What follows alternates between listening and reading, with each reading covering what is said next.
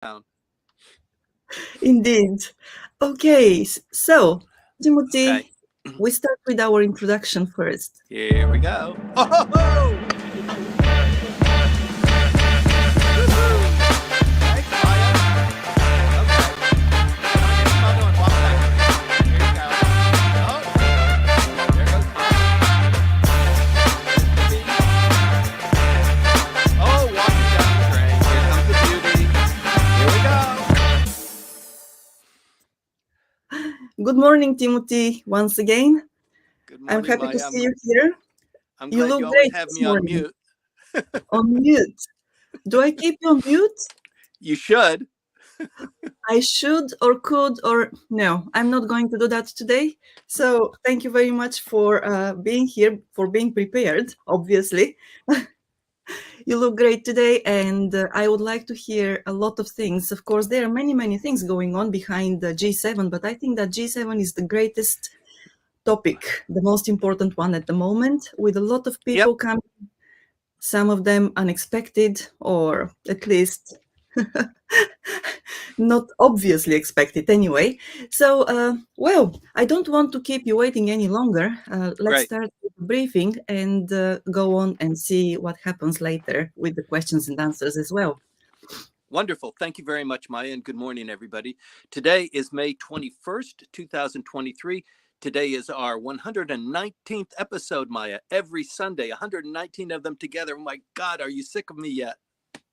No, I am not, surprisingly. And I'm very happy that you remember all the numbers. Thank you for reminding me the That's number right. of episodes every next week because I usually forget to mention that. And this week, I'm not broadcasting from the deck of the good ship Santana. I wasn't able to make it out this week, but a lot is going on. Actually, politically, there's not a lot going on because G7 started on Friday. Actually, people started coming in on Thursday. President Joe Biden came in on Thursday. He had a one-on-one with the prime minister. And then people started filtering in on Friday. The entire G7 got together. Then on Saturday, other members who were invited, there were about maybe 12 in total. South Korea, the president of South Korea, uh, President Modi, a couple of other very influential people who are also joining G7. And today is the last day. And there's a lot to report on that. But here in Tokyo, everything was dedicated, as you might imagine, to G7. So that means that all of the ambassadors are focused on that. All of the cabinet of Prime Minister Kishida is focused on that. And most of them are already in Hiroshima by Wednesday. The prime minister went down on Thursday. He had a couple of events, some of which I in Tokyo before he went down to to Hiroshima. But this is a huge deal, and it's like you said, Maya. It's kind of the black hole that has sucked in everything else that's going on. So in today's briefing, we don't have a whole lot to talk about politically going on in Nagatacho, but a lot going on in Hiroshima. So let's kind of kick off by talking about that, and then ending up with what's going on politically. There's a lot of news going on about a potential snap election. It's something that we talk about quite frequently. And one of the keystones of deciding whether there's going to be a snap election or not is how G7 rolls out, how the prime minister performs, what's the public perception, and also what's going on in North Korea. Are they quiet? And I think they have been quiet, and probably they've been encouraged to be quiet and tone it down while everybody's here. It is a really prime time for them to kind of rattle the cages and to say, I'm here too, because they wouldn't be the only one doing that. Also, there was some hesitancy about President Biden showing up because of what's going on with the debt ceiling negotiations in Washington, D.C. He eventually did kick that ball down the road. They announced on, I believe, Wednesday night that the president would indeed come to Tokyo. So he left on Thursday, arrived on Thursday, and immediately started kicking things off. And the kind of the tail end of that is that he was scheduled to go from Hiroshima to Papua New Guinea for an island summit that's being held there, and then go for a quad in Australia right after that. So it was basically a 3-nation trip, and he basically gave those up. He will send his lieutenants, and I think Anthony Blinken will attend Papua New Guinea, and Quad will be kind of here in Hiroshima. They did a loose Quad yesterday. It's not the full thing. It's not what everybody wanted, but it is what it is right now. And then the president will get back to Washington, D.C. to hopefully conclude those negotiations. It is a hot button issue, even among the G7 leaders. I'm getting some feedback, Maya. So on the agenda, there's a lot of things. As you might remember, there were 23 separate ministerials leading up to the G7. So with the G7, you probably notice a lot of pomp and circumstance, because that's what this is designed to promote. All of the work has already been done at the ministerial meetings. They pulled together their communiques, they pulled together their briefing points, the issues that they have decided on, and the issues that they're kind of decided on, and those issues that they can't really make any issue and any firm collective decision on. Some of that is food security, some of that is energy, some of that is AI, all of these issues. So when these leaders finally come, you notice that there's a lot of photo ops, a lot of walking, to the venue, slapping each other on the back, embracing each other, having dinners together. So there are discussions that are going on. They're basically policy speeches that they take turns giving to each other. But all of the background work has been done before Hiroshima even starts. And then Hiroshima is the showcasing of that. And then they will sign some documents. So there's still work that's going on. And when the president travels, it's just like with President Modi or even President Yoon coming from South Korea. They bring their entire team with them. So Jake Sullivan, Anthony Blinken, the ambassador from the United States here in Tokyo, is also in Hiroshima. So it's a big deal. They take up all of the hotels, all of the taxis, all of the service cars in the entire region. And it's just a really big deal. The prime minister is hoping that this gives him a boost so that he can remain prime minister far longer than anyone expected. So just touching on some of the issues that are hot button, and probably if you watch the news tonight, there will be more rolling out of it. But the real kind of meat of what's going on in G7 now tumbles out in areas of concern over the next 2 or 3 weeks. So we will be studying more about those issues of great contention. But the issues that they really talked about was, Quad, and what are they going to do with Quad? And they're going to issue I think they have issued a communique on Quad. That was yesterday. The not surprise visit of Zelensky coming to Tokyo. You could say it's kind of a surprise visit of President Joe Biden as well, because there was a little bit of tentativeness there as well. But Zelensky showed up and stole the show, and all of the energy, all of the oxygen goes to him. So that's actually a big deal. It is one of the focal points of G7. In fact, I don't know if it was planned that way, but China and Russia took center stage. Energy interdependence also takes center stage, and food security also was a big issue. But there are a lot of other issues. The U.S. debt ceiling, the president made a comment the other day in front of his assembled leaders, talking about the U.S. debt ceiling because it has an impact globally on currency and on other markets. So he did talk a little bit about that. It didn't seem to generate as much heat as maybe he wanted, but it does impact how other parts of the economy, other parts of the global ecosystem works, how they work together with regard to China and Russia and all of the other complications. Crypto was a big issue, so we expect there is a communique that was issued earlier this week, I think out of Sapporo, it might have been Sendai, but these issues will become more clear in the coming 2 or 3 weeks. Economic security, including the supply chain, pharmaceuticals, and rare earths, is a big issue. They've decided to really clamp down on sanctions for Russia, and they've signed basically a document that holds them all together, that they're going to really clamp down. They're going to restrict trade with Russia. They're going to clamp down on, trading in oil. And, Japan is, gosh, I don't know if you'd call it a violator of that policy, but Japan still imports quite a bit of LNG from Russia, and there's no way around that. Nuclear disarmament obviously was one of the key points of hosting this summit in Hiroshima. I think there has been some progress made, but I think ultimately it is inevitable that the United States is going to possess and promote their deterrent effect of holding nuclear weapons. I think they've reached an agreement just before the summit with South Korea that South Korea would not produce or pursue producing nuclear armaments. And then there's been some developments in Ukraine with the United States and Europe, England, approving the use of uranium depleted munitions for the Ukrainian war. Apparently, they're in an offensive right now. Depending on who you're listening to, they're doing really great gangbusters, or they're really suffering. So you have to be careful about what you listen to and how much weight you put on it. But some of the news reports coming out are pretty serious. There was a couple of munitions explosions after apparently these depleted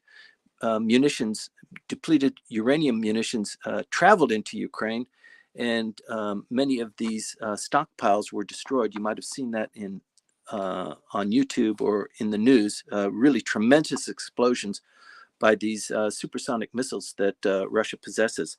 Russia is a topic, and of course, with Zelensky coming into town, it kind of took all of everybody's attention. Everybody wanted to have a picture with him. Everybody wanted to have a bit of time. He actually had a little bit of face-to-face with President Modi as well from India. That's somewhat curious. Apparently, there's some real things going on there.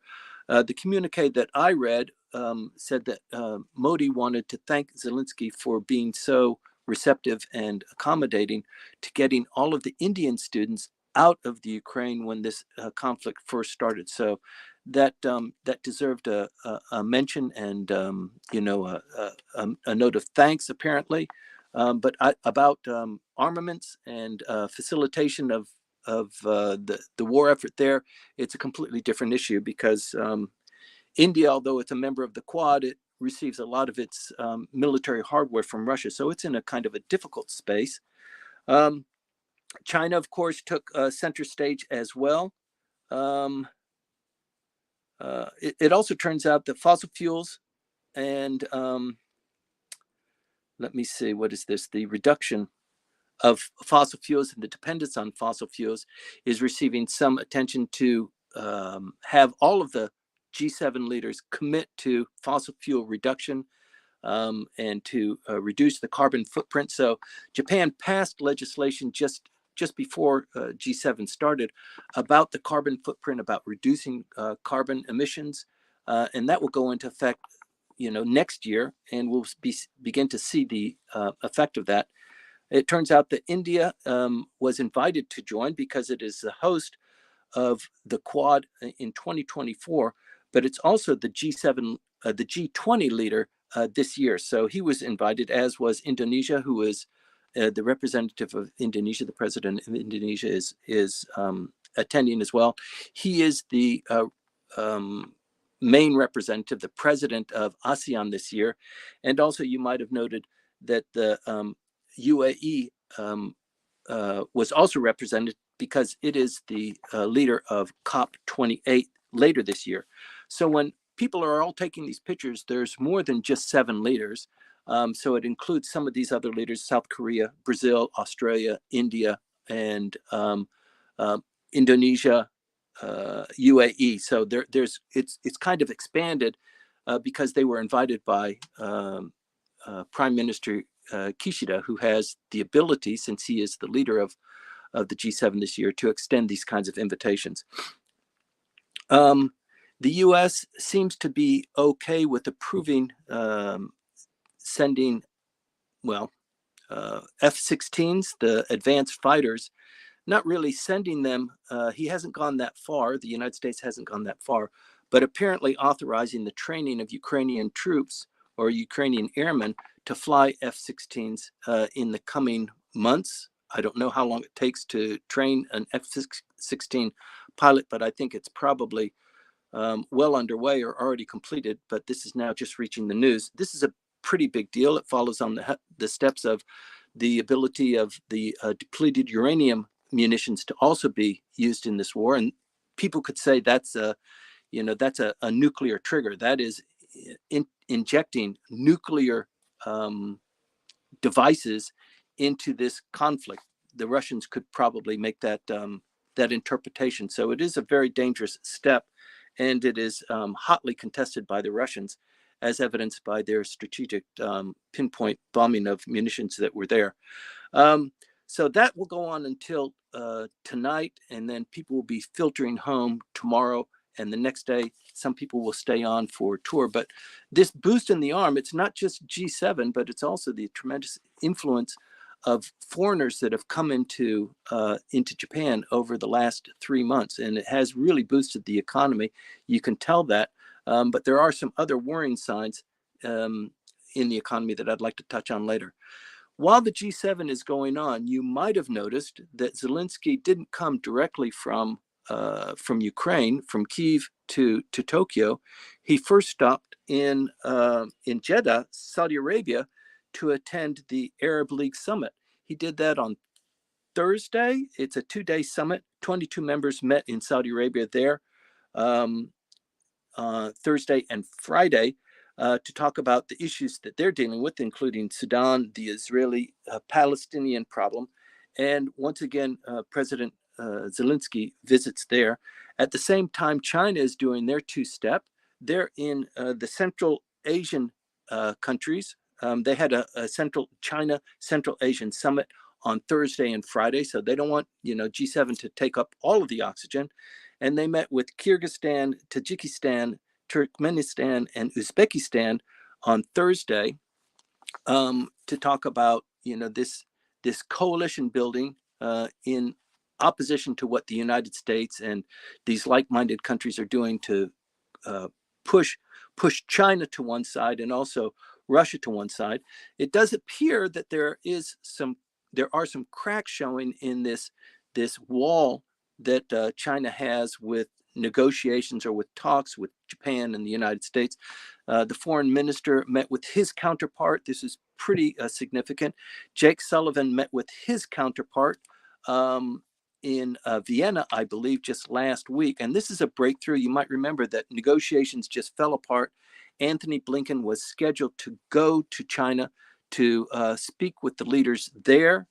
And then the balloon flew over the United States and it was shot down. And then the Chinese protested about this shooting down. It was a big brouhaha and negotiations stopped. So everything stopped. That is beginning to come back on stream again, but that's been in hiatus for 3 months. So things are going on in Saudi Arabia. They're going on in Kyrgyzstan, and they're going on here in Tokyo. So it's not all eyes of the world are looking at Japan, but those eyes that are looking are noticing the prominence of Prime Minister Kishida. This is boosting his likability, his favorability here at home. Although there are problems with inflation, the Nikkei average has jumped as a consequence of that, and it's so remarkable what's going on with the Nikkei that it's been reported publicly. They are at a robust 33-year high over these last 2 weeks. So stocks are trading. They're up 0.8%. Topics was up 0.2% just over this last week. This is due to the lower yen and making stocks more attractive and purchasing opportunities for foreign buyers.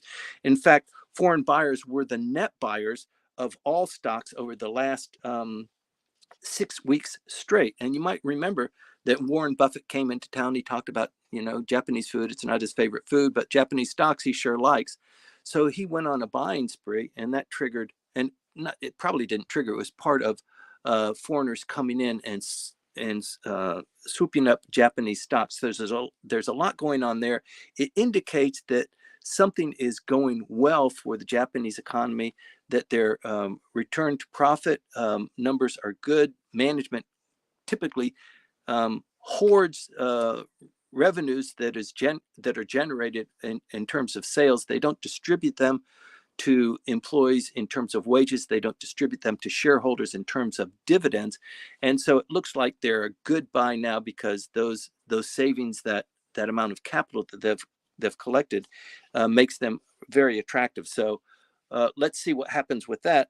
At the same time, inflation is accelerating. If you're following the news in any degree, you've noticed that the public utilities throughout Japan, so the Japanese government gives licenses to several companies, TEPCO, for example, Tokyo Electric, Kyushu Electric, these companies to produce electricity for that region. And they get price caps, they get exclusionary deals to provide this energy. And the Japanese government has authorized them to increase their prices from 14% to 48%, and that will start in June. So if you're in one of those regions, Tokyo is not one, but if you're in one of those regions where your gas prices or your energy prices are going to shoot up 48%, that is going to be a horrendous hit to you. Tokyo, TEPCO, I believe, is the lowest. It's going up 14%. So it has been authorized for a 14% increase. And on that announcement, the shares of TEPCO jumped in just 2 days, 3.9%, and Hokuriku Power jumped 5.8% in the share prices alone. So people see that with these price increases, the price of the shares is going to go up, and they're snapping them up right now. At the same time, food has been up 9% in this same region. The consumer price index without food jumped 3.4%. So compared to last year, the consumer price index minus food is up 3.4%. You might remember that the president of the Bank of Japan previously, Mr. Kuroda, wanted targeted inflation to be at 2%. He was never able to get there. It's always been greater than that. It's currently now at 3.4%, but it really depends on who you're talking to and what they say about statistics. You know, it's generally a far larger number than what's being reported. But the pace of inflation is increasing over the last 2 months. So the food prices, and when you just look at food prices, those are increasing 9% versus this time last year. And this is the biggest jump in food prices since 1976. That's a precursor. That tells you something is kind of cooking here. All things are not rosy, even though the stock prices and the opportunities for foreign investors is looking good. Services are up 1.7%, and this is the biggest jump since 1995. So if you've noticed, hotels and restaurants, the prices are beginning to jump now, particularly hotels. Their prices have jumped past what it was pre-COVID. And the utilities now in June, as I mentioned, the seven of Japan's major power companies will increase their prices from 14 to 42%. So not everything is looking great for the prime minister. And we talk about this because the prospect of having a snap election, is it a good time? Is it a bad time? It looks like when you take a look at all of these figures and what's happening with the economy and his approval rating, that you might want to do it sooner rather than later, because the prospects of, food shortages, El Nino, we talked about the recurring about a 7-year pattern. El Nino comes in, it creates havoc with the sea temperature and the currents that carry heat and carry away heat and make things warmer or colder throughout the region. Philippines is getting just hammered with rain, Malaysia as well. There are already things that are going on as a consequence of what they believe is an El Nino year, which is coming at a really horrible time. So if El Nino hits this year, there could be much more uh, rain, and there could be a lot more heat. And with the prices going up, that could be really hurting people, where it counts. So then we come to the idea of a snap election. So as everybody in this room already understands, the snap election is when the prime minister uses his authority to close down the House without there being a vote of non-confidence. It's basically it's initiated by him. He closes down with the approval of the party and some of the opposition parties, certainly the coalition with Komeito. He closes down the House, and they go for an election. That means the entire lower house goes for an election. That's what a snap election is. And the idea that it would happen after G7, everybody said it couldn't happen before G7 because G7 is supposed to add more weight and wind into the sails of the prime minister. It appears to be doing that. Other things geopolitically seem to be calm. He's looking really presidential, and on the international stage, he's really showing his guns.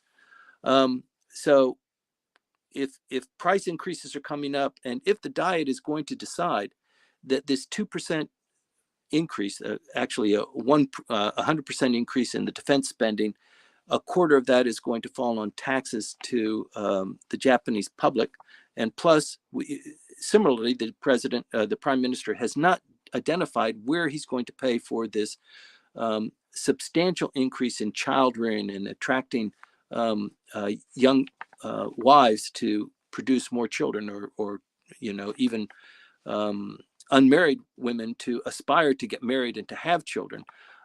He's going to have to put a lot of money into that, and he hasn't had a discussion about where that's going to come from. So maybe you push that discussion off, but you have a snap election beforehand because you're talking about a lot of aspirations and flowery words. And after the G7, it looks like that might be a good idea. At the same time, the Constitutional Democratic Party is having a bit of a searching time. We talked last week about the president of the Constitutional Democratic Party, Izumi, talking about if we don't win 150 seats when the next election happens, I'm going to resign. And of course, he's got some opposition within his party, and some people are clapping and say, yeah, you should resign right away because you didn't do anything in this last a municipal election. We lost seats. Ishin won seats, and we look like we're really sucking wind. So either you pick up the banner, or we have another president there. So they're having some tensions there. While on the other hand, Ishin is really feeling its oats and gearing up for the election. So what the LDP does, it's got the advantage of calling the snap election when it knows when it's going to do it. It's going to be more prepared. But Ishin is coming up strong too. So you can take a look at how people act and what people are doing to interpret what their intentions are going to be. So I've got to tell you that in this last week, I have been to 6 separate political parties. I might be to 4 or 5 every week anyway, but this last week was just packed with the Abe faction had their political party, and that means everybody that was in the Abe faction was standing on the stage. And there were probably about 3,000 or 4,000 people who paid 20,000 yen per head to come to this event and to be in this audience, so showing their support. Mr. Aso had his party. All the members of the Aso faction were there. He's the number 2 faction, you might remember. Mr. Motegi had his party. And Mr. Kishida had his party. And Mr. Kishida showed up at 4 of those 5 parties in person to congratulate, the leader and to talk about what his policies are, talk about G7. So this collection of political funds is like a war chest. And when you see somebody like the Abe faction with 100 members, they invite all of their supporters. They encourage them to come, buy 2 tickets. You don't have to just buy 1 ticket. You can buy 2 tickets. And in that particular meeting, there must have been about 4,000 people, 4,000 people times at least 20,000 yen per head. And the venue is probably one of the biggest venues that is used for political parties in Shiba Koen, the Tokyo Prince Hotel. It was the venue for actually four of those five political parties.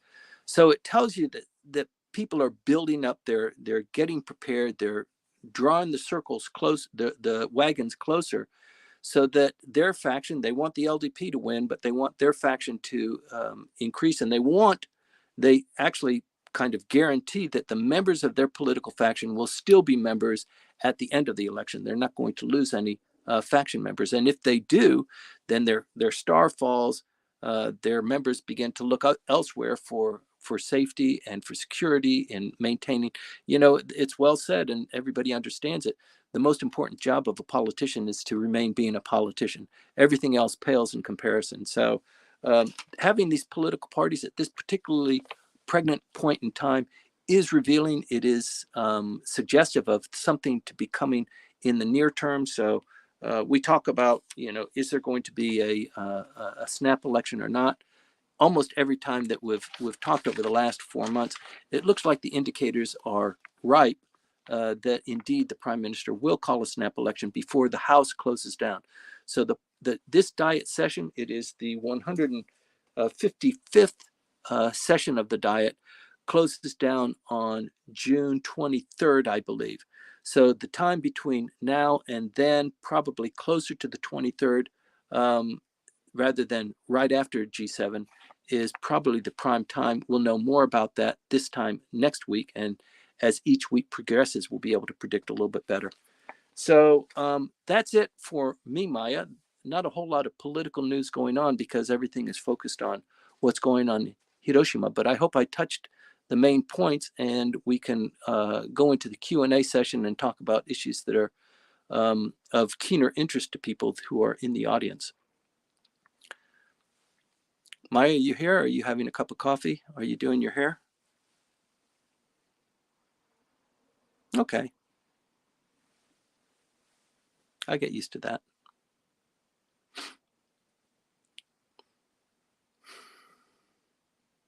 There are a couple of other things while I wait for Maya to figure out her technical issue. There are a couple of other things going on. You might remember the smash and grab in Ginza of the Rolex watch store, where the five culprits, well, actually four of the five, were immediately captured. Almost 50% of the loot was captured. There has been a bit of a reflection on how these kids were recruited to do this job. And it is also reflective of how the gang in the Philippines who were in detention were able to run a theft ring out of their prison cell, or actually their detention cell, and be successful in scooping out hundreds of thousands of dollars by recruiting and hiring people, giving them instructions. This is what you're supposed to do. This is how you're supposed to do it. This is who you're supposed to hit because our information says they have a lot of money. This is called Yami Baito. So there's a lot of focus going on Yami Baito. It is kind of dark recruitment. I think that's what they call it in English. And so it doesn't appear that crime has spiked, even though there have been some murders. There's been some stalking issues, and there's been some house burglaries. Overall, it doesn't seem that crime has spiked. It's just the way crime is being pursued right now. And the National Peace Agency is hot on this issue. It's difficult to control because the way that people are recruited, they're just looking for some quick money and high return, low risk. Unfortunately, for the kids who were involved in the Rolex watch smash and grab, which occurred in broad daylight, if you're unfamiliar with that, then please join the Q&A and we can go into a little bit more detail. But they were captured almost immediately. They didn't have a plan. They didn't know what they were doing. But there's really no way to catch Mr. Big, who was giving them the information, because it all occurred over encrypted messaging, for example, on Signal. is how they communicated. So there's a lot going on in that area. And also that reflects on, generative AI and also cybersecurity. There's just a lot going on in that field as well.